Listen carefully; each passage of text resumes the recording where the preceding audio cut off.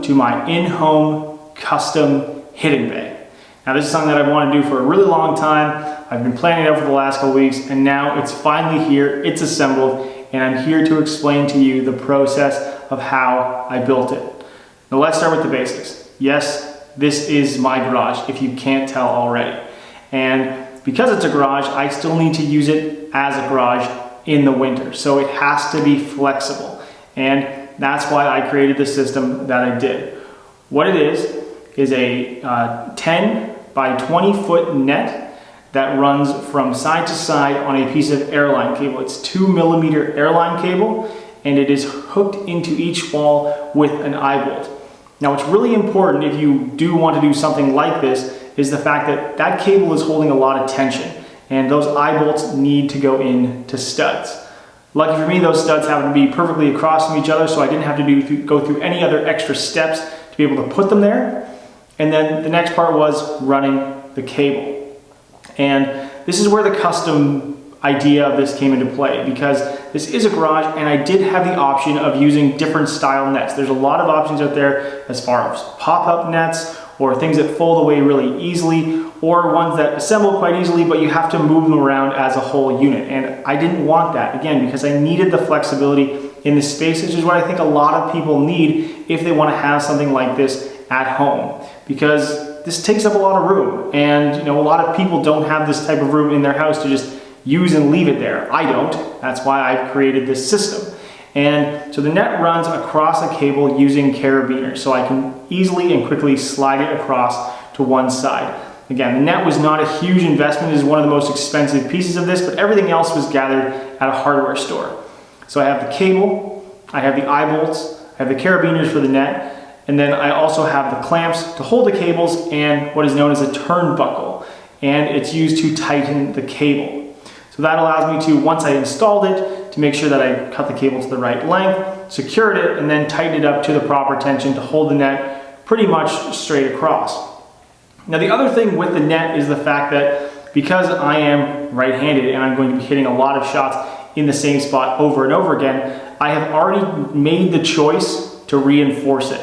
What I did was I used some nylon mesh that was easily accessible at a local fabric store, and it wasn't that expensive. We're talking about $5 per meter.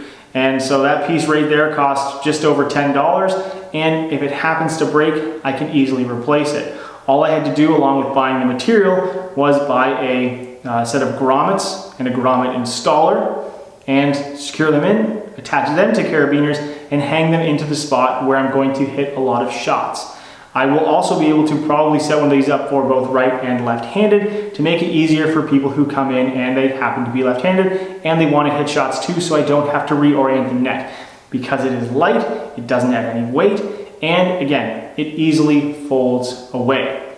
Now, as you can tell, the space is a little bit echoey, and if you happen to be hitting drivers or any hollow golf club, it can get very loud. So to help reduce some of that noise, I've also added a carpet to the space. This was a kind of end of the roll carpet that I got from a local carpet store, happened to fit the perfect 12 feet width of the garage.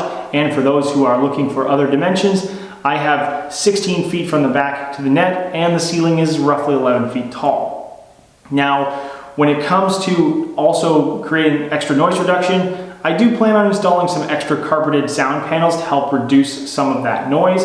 But for now, it seems to be working. It's not too annoying, and it doesn't seem to bother the dog inside of the house when I happen to be hitting shots.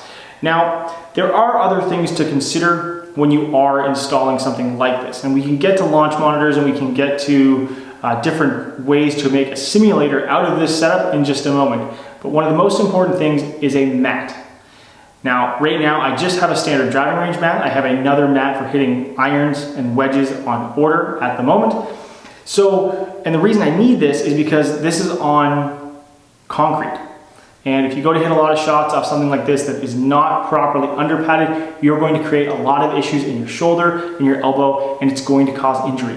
Nobody wants that, especially if you plan on using it a lot and wanting to practice. So I have the standard mat. It's going to go on to some extra under padding, as well as have an extra piece to hit shots and irons. Because when you hit down, you are essentially taking a divot, although you're not taking a divot out of a mat, and you're going to need that softer material to allow you to hit a lot of shots, and not go through any type of injury.